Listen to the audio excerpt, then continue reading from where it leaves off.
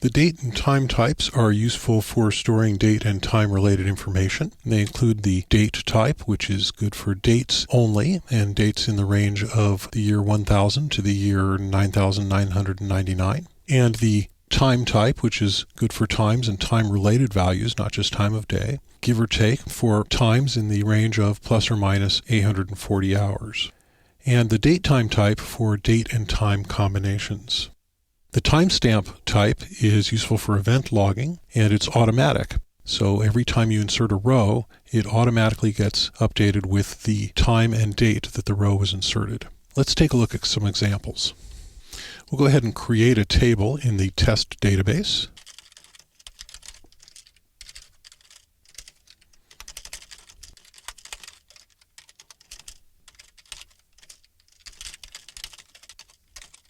This will create a table called date test with a date time type for the date and a timestamp type for a timestamp called stamp. We'll go ahead and insert some data into it.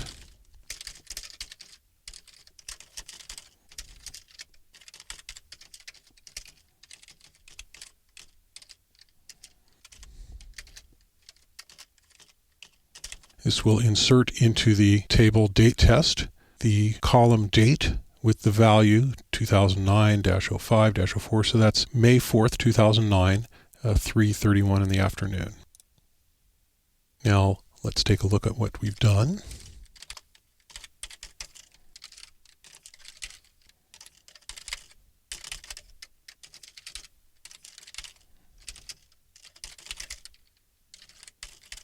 So this goes ahead and it shows our two columns here, date and stamp, and it calculates the difference between these two values using the date diff function that we'll cover later.